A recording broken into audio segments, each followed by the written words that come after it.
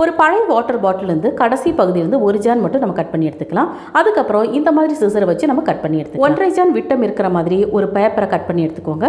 அதில் இதே போல் சென்டர்லேருந்து கோடு போட்டு இந்த மாதிரி கம் போட்டு ஒட்டி எடுத்துக்கோங்க. ஒரு 6 தேங்காய் ஓட்டுலேருந்து இதே போல் நாரையெல்லாம் தனியாக எடுத்துக்கோங்க. இந்த நார்களை வாட்டர் பாட்டிலில் கம் போட்டு இதே போல் ஒட்டி விட்டுக்கலாம்.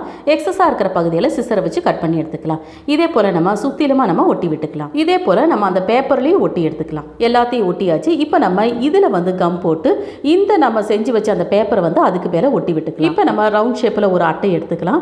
எடுத்து அந்த ஓரங்களில் கம் போட்டு அந்த நாரோட பொடிகளை எல்லாம் இதே போல் ஒட்டி விட்டு எடுத்துக்கலாம். நம்ம முதல்ல செஞ்சு வச்சதை இதுக்கு மேலே வச்சு நம்ம கம் போட்டு ஒட்டிக்கலாம். இப்போ இந்த குடியில் ஒரு பறவையை வச்சுட்டு அதுக்கப்புறம் இந்த ஓரங்களில் வந்து ஏதாவது ஒரு இலைகளை நீங்கள் செலோடேப் போட்டு ஒட்டி வச்சிங்கன்னா பார்க்கவே ரொம்ப ரொம்ப அழகாக இருக்கும். தேங்காய் நாரை அந்த கம் போட்டு ஒட்டுறதுக்கு தான் கொஞ்சம் டைம் எடுக்கும். நிதானமாக நீங்கள் பண்ணி எடுத்தீங்கன்னா ஒரு சூப்பரான அழகான ரிசல்ட் நமக்கு கிடைக்கும். தேங்க்யூ.